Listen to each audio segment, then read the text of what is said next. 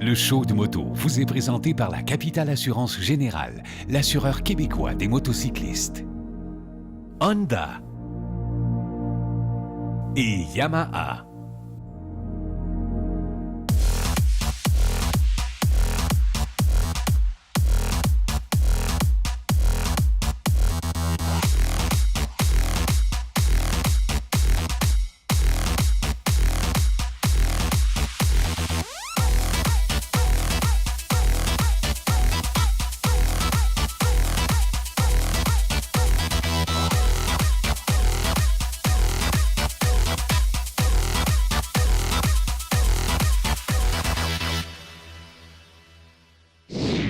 Bonjour tout le monde, je m'appelle Éric Ménard. Bienvenue au Show de moto. C'est notre deuxième émission de notre 10e saison, déjà 10 ans. Mais on perd pas de temps avec ça. On s'en va tout de suite voir les nouveautés 2017 au Salon de la moto.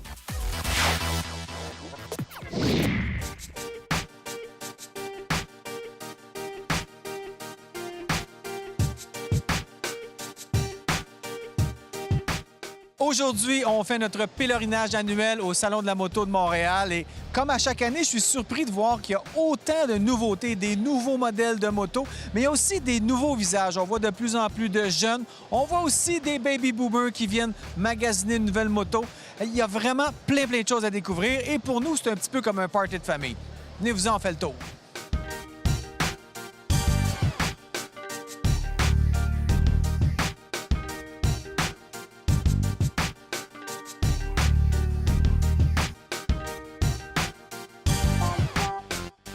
On peut pas venir faire un tour au Salon de la moto de Montréal sans parler avec Bianca Kennedy, qui est la directrice du salon depuis quoi, 2-3 ans que tu es ici? C'est mon 4e salon. 4e salon. Ça va vite? Très vite, puis on aime ça. T'aimes ça, toi, la moto? Je suis tellement content que j'ai trouvé ce job, puis ce monde. C'est fascinant, puis c'est merveilleux. Est-ce que tu étais dans la moto auparavant?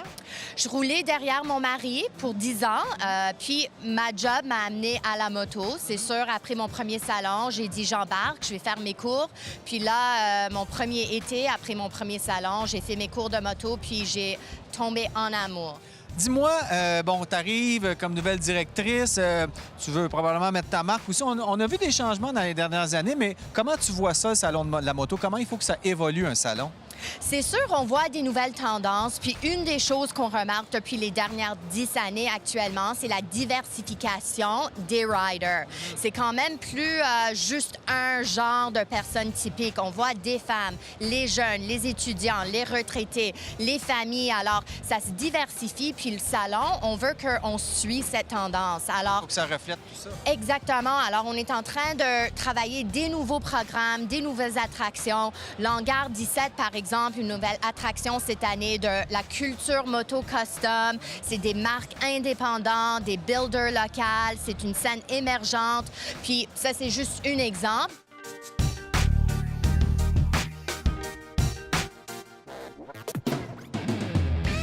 On peut pas aller au Salon de la moto sans tomber sur ce gars-là. Il est tout le temps là, Charles-Édouard Carrier. On a fait des rides ensemble.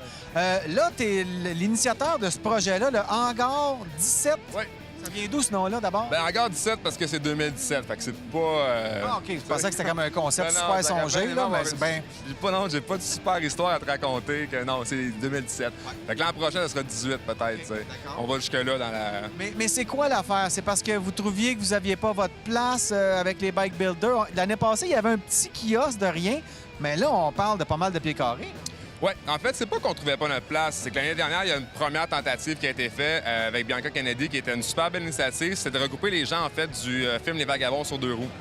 Ensemble avec quelques builders aussi. Ça a super bien été, mais avec la saison qu'on a eue en 2016, on a vite réalisé qu'on peut faire beaucoup plus que ce petit espace-là qu'on avait. Il y a une belle opportunité. Puis, on tellement en train de connecter avec l'autre génération de motos aussi. Il n'y a plus d'âge, on regarde autour ici. Oui, les kiosques, c'est des gens plus jeunes, mais les gens qui sont ici et qui trippent, qui regardent ces vieilles motos-là, ils se retrouvent dans ça aussi. Toi, tu dois avoir bien des gens qui viennent te dire « Ah, j'avais ça quand j'étais jeune ». Oui, puis c'est ça qui est le fun. En fait, c'est ça qui est cool parce qu'on veut pas se dire on est différent puis on a besoin de notre petit espace fermé. Au contraire, c'est qu'on veut montrer ce qu'on est capable de faire ici. Quand je dis on, c'est les builders, c'est pas moi. Moi, je suis pas C'est fait au mécanicien. Québec? C'est tout fait ici. C'est des gars qui sont super passionnés, qui essaient d'en vivre. Il y en a qui en vivent très bien avec ça aussi. Puis l'idée, ben, c'est de partager cette passion-là, mais surtout, puis l'objectif principal du hangar, c'est d'amener du nouveau monde dans la moto. Puis on trouve qu'avec une ambiance comme ça, la musique, il y a des DJ qui s'en viennent tantôt, le bar, la vibe est le fun. Puis on veut montrer aux gens que faire de la moto, là, c'est pour tout le monde, qu'il y a de la place pour tout le monde dans cette communauté-là. Oui, puis avec tous les budgets aussi, parce que ça prouve aussi que tu n'es pas obligé de t'acheter une moto de 25 000 pour avoir un bike. Exact. Puis c'est pour ça que le reste du salon devient intéressant pour ça aussi. Fait que les gens viennent voir un peu ce qu'il y a ici. On fait le tour des manufacturiers, puis on se rend compte qu'effectivement, tu peux avoir une moto flambant neuve pour en bas de 10 000 sans problème. Qu'est-ce que les gens vous disent à part « Ah, j'avais ça quand j'étais jeune ». Est-ce que les gens sont surpris de la qualité de fabrication? Est-ce qu'ils sont surpris de voir que tous les gars avec des barbes et des tatous sont cool finalement? C'est quoi le message général que vous recevez? Bien, je pense que le message que les gens envoient quand ils sont ici, c'est que on est super ouvert. Ça, je pense que c'est important pour nous autres. Comme je disais, puis j'insiste là-dessus, on veut pas être séparés de ce qui se fait ailleurs. Au contraire, on est là, on veut le partager aux autres, puis on veut le montrer que ça existe puis qu'on le fait. Oui, les gens, ils se revoient dans des vieux modèles, de un, mais ils se revoient à travers les photos. Ils se revoient avec Allison qui fait du tint type sur l'aluminium. Il y a, comme je te dis, il y a les gars des loups, il y a du linge, il y a tout ça. Ça va au-delà de la moto. Puis surtout, c'est l'esprit de camaraderie qui en ressort. T'sais. On se connaît tous, on apprend à se connaître de plus en plus aussi. C'est ça qui est important.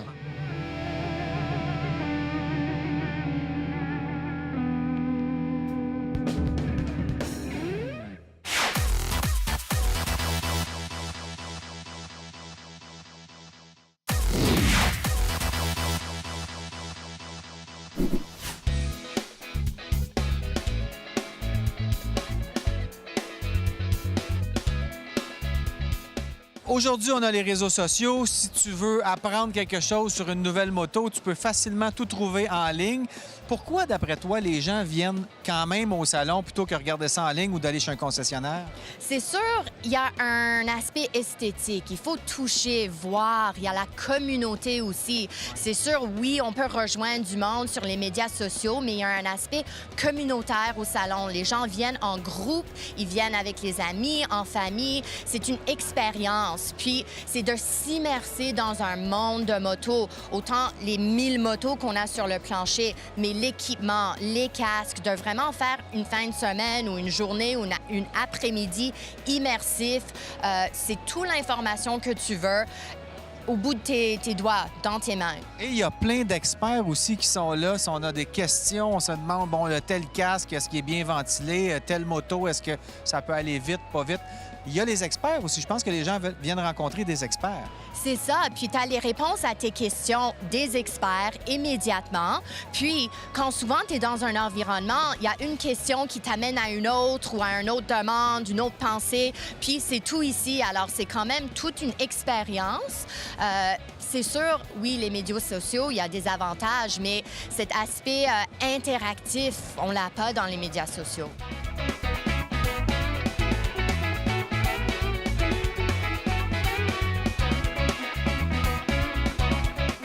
Le Salon de la moto, c'est aussi l'occasion de dévoiler des nouveaux modèles. Et Harley-Davidson nous a dévoilé un nouveau modèle, mais on ne sait pas trop c'est quoi encore.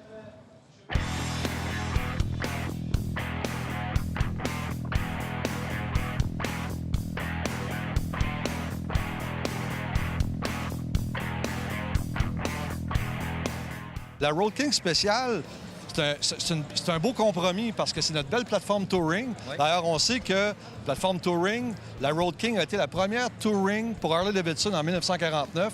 Donc, on voit l'évolution du produit. Alors, la Road King spéciale, ce qu'elle offre, c'est le côté un peu plus sinister, un peu plus dark custom, oui, avec tout le confort d'une touring. Avec la nouvelle motorisation, avec le Milwaukee 8 qui est 107 pouces cubes, amène toute la différence au niveau puissance, confort et bien sûr le look badass. Il y a quelques années, vous avez sorti là, tout ce qui est la plateforme touring avec l'écran intégré et tout ça. Là, c'est différent. C'est vraiment retour aux sources. On voit quand même l'héritage Harley-Davidson, surtout dans le devant là, de la fourche de cette moto-là. Mais chez Harley, vous êtes tout le temps un peu entre la modernité et l'héritage. Comment vous faites pour tweaker ça pour arriver avec des nouveaux modèles qui reflètent l'esprit de la marque tout en apportant des nouvelles choses pour le consommateur? Bon, ça, c'est pas facile parce que le client qui a Harley Davidson, c'est très varié. Alors, il y a un désir pour avoir le look classique, mais on a le devoir de la marche d'apporter au client la nouvelle technologie, le nouvel confort, le nouvel look. Ce moto ici a le look Hot Rod Bagger, qui a été très populaire dans les États-Unis pendant les dernières 5 années, plus ou moins.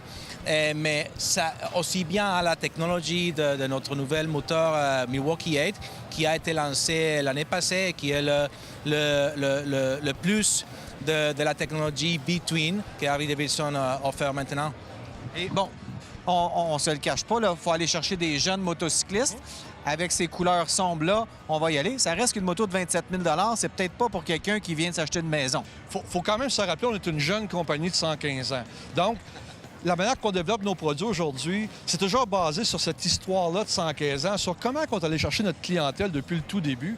Bien, on applique les mêmes principes pour rajeunir notre clientèle, tout en servant, bien sûr, notre clientèle existante, qui est quand même vieillissante. Qui est dédiée aussi. Qui est quand même très dédiée à la marque. Et on a énormément de respect, de support, mais on doit continuer à faire grandir la marque et c'est pour ça qu'on développe nos produits. Puis quand on parle de Harley Davidson, qu'on dit qu'il n'y a pas de barrière, je pense qu'Iñaki, c'est le plus bel exemple. On n'a pas de barrière culturelle, on n'a pas de barrière par rapport à l'âge.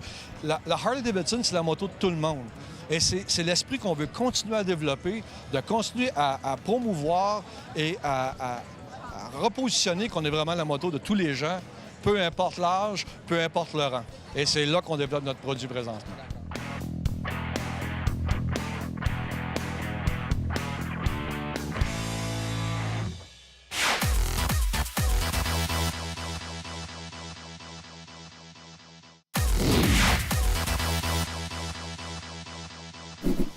J'ai la chance de rencontrer Alex Dumas, qui est un des rares jeunes qui joue pas au hockey. Non, lui, il fait de la course de moto. C'est donc bien cool, ça. Ouais, c'est vraiment le fun. Ça fait combien de temps que tu fais ça? J'ai commencé à l'âge de 4 ans, puis en motocross. Ouais. Puis après ça, à 11 ans, mon père m'a demandé si je voulais faire du road race. OK. Puis j'ai dit oui. Puis là, il m'a acheté un CBR 125. Ouais. Puis là, pour la première fois, je l'ai essayé à Sainte-Croix, ouais, à Québec, sur une piste de course. À 11 ans? À 11 ans, oui. Ta mère, qu'est-ce qu'elle disait de ça? Bien, au début, elle avait peur un petit peu, mais après ça, elle s'est habituée. Bon, dis-moi, le RC Cup, c'est quoi? C'est des 3,90, puis c'est fait pour la course. Ouais. C'est un frame de course. Puis c'est des jeunes de 14 à 22 ans. Qui court. Donc toi, tu es dans les plus jeunes? Là? Oui, j'ai 14 ans, fait que je suis dans les plus jeunes. Dis-moi, vous courez où? Parce qu'au Québec, les gens, souvent, ils connaissent pas trop c'est quoi. Vous courez un peu partout dans le monde? On court juste aux États-Unis, mais partout. Partout aux États-Unis seulement? Oui. Alors, il y a combien de courses dans ta saison? Il y a 9 courses. 9 courses? Oui. Parle-moi des circuits. Tu vas où? Je vais à Laguna Seca, qui est une grosse course. Oui. Je vais à Road Atlanta, Road America, Barber, plein de belles tracks. Je suis jaloux, écoute. Puis, bon, comment ça se déroule une saison? Tu dois t'entraîner tout l'hiver d'abord. Ta préparation, c'est quoi? Oui, je m'entraîne un gym avec un entraîneur. Okay. Puis j'ai un programme spécifique pour la moto. Tu te prépares mécaniquement, là, est-ce que tu as une équipe? Est-ce que c'est ton père qui fait ta mécanique? Est-ce que toi, t'en fais un peu? J'en fais un petit peu. Mais on a un mécanicien qui m'aide durant toute ma saison. Okay. Puis qui va setuper mon bike parfait pour les tracks. Donc toi, ça exige de toi aussi que tu connaisses qu'est-ce que ça prend pour que ta moto aille mieux. Il faut que tu parles au mécano, dire bon, il faudrait peut-être que ma fourche avant soit un peu plus molle, et des choses comme ça, là. Oui. Comment tu développes ça? Au début, je sais pas vraiment. J'explique à mon mécano qu'est-ce qu'il se passe sur la piste. Ouais. Puis lui, il va déduire un petit peu qu'est-ce qu'il se passe avec la moto, la suspension, puis tout ça. Puis je vais lui dire, puis au fur et à mesure que j'explique, puis il va m'expliquer comment ça marche, puis pourquoi ça fait ça. Vous collaborez ensemble? Oui. Puis à un moment donné, bien, je vais comme un petit peu comprendre que si ma moto a fait telle chose dans un coin, bien, ça va être tel problème. Qu'est-ce qu'il faut ajuster? Oui. Bon, côté école, est-ce que ça nuit à ton école ou tu es capable de conjuguer les deux? Non, j'ai réussi d'avoir un programme sport-études à mon école. Fait que le matin, je vais à l'école. Puis l'après-midi, je m'entraîne. Puis l'été, je fais de la moto chez nous. C'est quoi ton entraînement? Tu vas sur des pistes de course faire du lapping? Je fais du motocross pour m'entraîner. Puis l'hiver, je m'en vais en Californie avec mon coach de moto. Passe l'hiver en Californie. Oui. L'école, dans ce temps-là, qu'est-ce que tu fais avec ça? Mes profs sont d'accord avec ça, puis ils m'aident à rattraper ce que j'ai manqué. C'est-tu plus le fun que de jouer au hockey, d'être pogné dans un aréna toutes les fins de semaine? Ouais, pas mal. Nous, on pense ça. Il y en a qui aiment ça jouer au hockey. Mais pour toi, justement, tu as rencontré des gens d'un peu partout dans le monde, là? As-tu des chums dans la série? Oui, je connais beaucoup de monde dans la série. Puis justement, la semaine passée, je suis allé à un camp d'entraînement de coureur MotoGP, qui est très bon. Qui, ça? Colin Edwards. Tu es allé faire le camp de Colin Edwards. Oui. Pas au Texas? Oui, Texas. C'est un cool dude, ça. Oui, vraiment. Puis comment ça marche, le programme? Est-ce que c'est vous qui payez vos motos ou c'est KTM qui est vraiment le sponsor de toute la série? Bien, KTM Canada me fournissent les motos à moi. Sinon, il faut acheter les motos de KTM. Et toi, tu es commandité par KTM pour représenter la marque du côté canadien. Oui. Bravo, Alex. Je suis content de te rencontrer. Merci. Merci beaucoup à vous aussi. Pour notre capsule souvenir 10e anniversaire aujourd'hui, on a pensé vous montrer le GS Challenge. On est allé en 2008. C'était la première fois où le GS Challenge se déroulait au Canada. Et on a eu la bonne idée d'amener des GS 1200 de BMW dans les sentiers. Ça a été une belle expérience et ça dure encore jusqu'à aujourd'hui. C'est à la pourvoirie du Lac-Bourgard que se tenait la première édition du GS Challenge, une compétition amicale d'habileté sur moto. Puis laissez-moi vous dire que c'est pas mal plus difficile que ça en a l'air.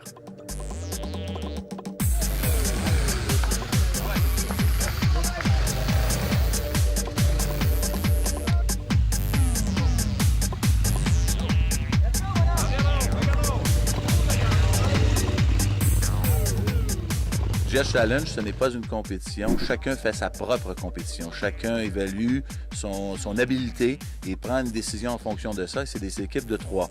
Donc, tout le monde, on ne roule pas tout seul en espérant de faire ci. La vitesse ne compte pas. Et c'est pour développer, de rencontrer d'autres personnes qui aiment de faire les mêmes activités. Et si on est en mauvaise position, on a toujours 2 collègues qui vont venir nous donner un coup de main. Et comme tu as pu voir les photos ce matin, tout le monde a du plaisir, tout le monde passe à des endroits qu'il n'aurait jamais pensé de faire. Et en même temps, ça développe une expérience additionnelle. En plus, au Québec, c'est un endroit incroyable. Et il y a plus de sentiers probablement que de routes asphaltées. Alors pourquoi pas en profiter?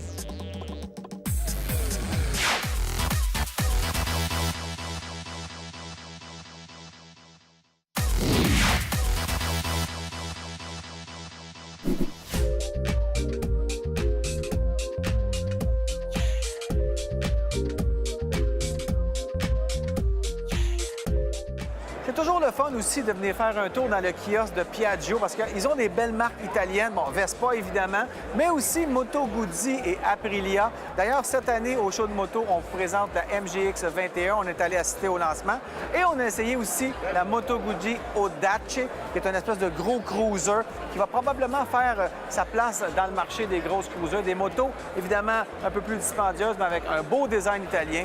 On fait toujours un petit rêve qu'on est en Italie quand on se promène sur une Guzzi.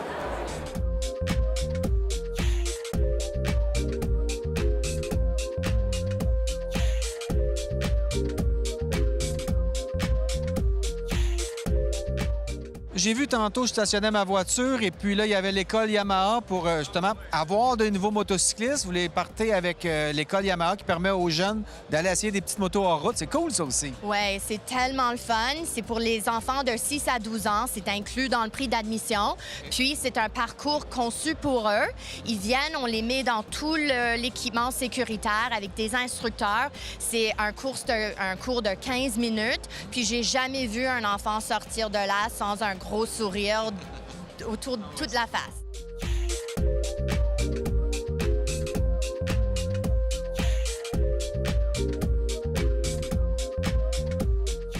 Est-ce que la clientèle rajeunit? Est-ce que c'est plus varié? J'imagine que vous regardez un peu ça aussi.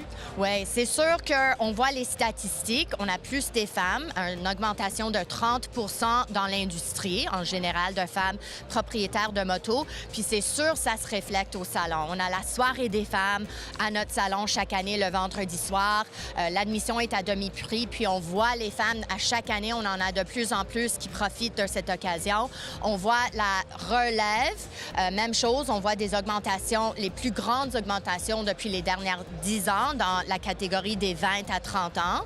Puis même chose, c'est sûr que le salon, c'est un petit peu le miroir de ce qui se passe. Puis nous, on est en train, comme on avait discuté, de faire des choses pour continuer à attirer puis à répondre à ce changement. Mais c'est sûr, le salon, c'est la plus belle vitrine de ces changements-là puis de cette diversification.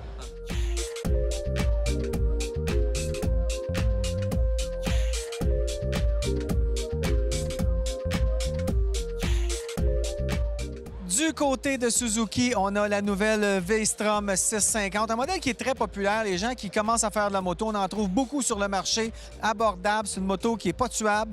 On a fait beaucoup de changements cette année chez Suzuki du côté de la 650 V-Strom. Un nouveau cadre, toutes sortes de petites nouveautés. La liste est trop longue pour toutes les détailler ici. On a aussi le modèle 1000 pour les gens qui sont un peu plus aventuriers. Et on a un 1000 qui est SE, donc qui vient complètement accessoirisé. Vous n'avez pas besoin ensuite de faire votre liste d'épicerie. Il vient complètement équipé. Alors, encore une fois, moto double usage, un secteur en croissance et une petite 650 comme ça pour commencer, c'est vraiment parfait.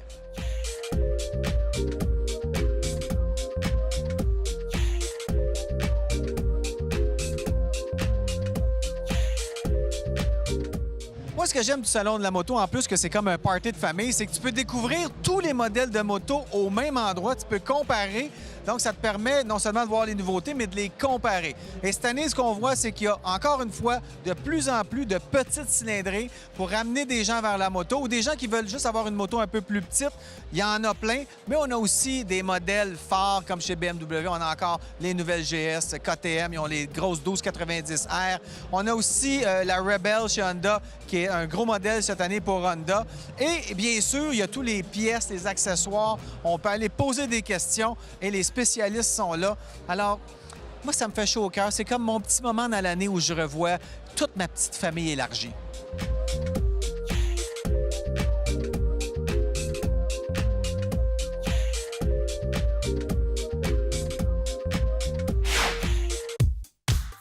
C'est tout pour cette semaine. Si jamais vous voulez suivre nos aventures de tournage, allez faire un tour sur notre page Facebook du Show de moto. Et le reste de l'année, vous pouvez aller voir ma fanpage. Je poste des choses reliées à la moto toute l'année. C'est une grave maladie.